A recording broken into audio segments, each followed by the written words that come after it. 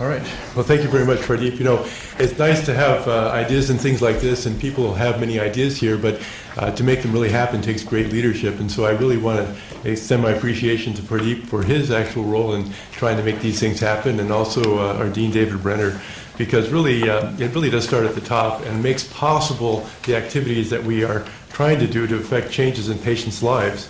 I've been speaking on this for a long time. People began to think I'm just making this up.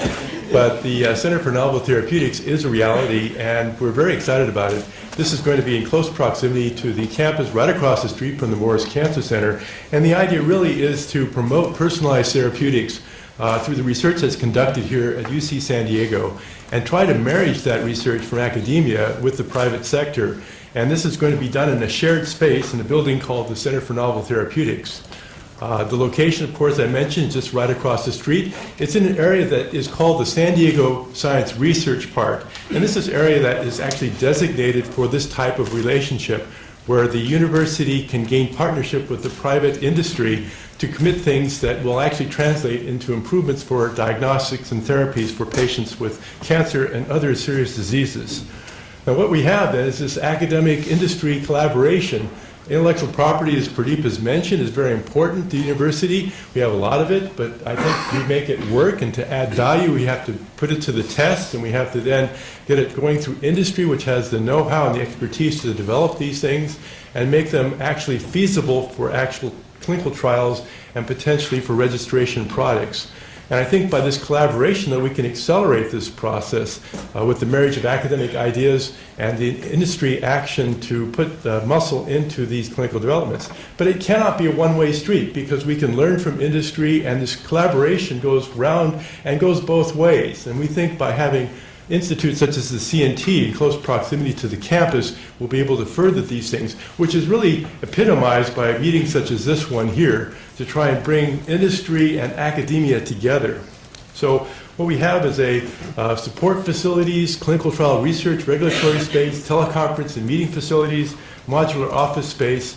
It's going to incorporate wet and dry laboratories, vivarium, and medical and bioengineering core facilities. And the idea is to put all these components together with the idea of trying to translate things into reality.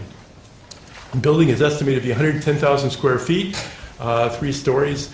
And where it's located is just that space that's right across the street. If you look across the street, this is the La Jolla Allergy and Immunology, and then you have that open space here.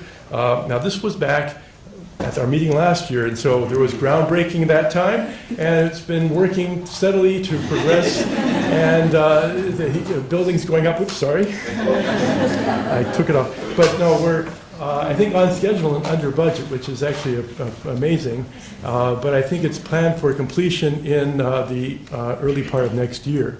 So I really want to encourage people to, if you have questions about this, how do you get in on this? I think it would be very important to field any queries that you might have, because I think this is going to be a truly exciting place where things will happen. And I really, I guess. And we're going to fill the other space with other buildings. So yes, right. And then I had this conversation this morning, and you know, good things beget good things, and I'm really excited by Pradeep's commitment to try and make this area a really vibrant community for bioengineering, biomedical therapeutics, as well as other aspects at the university.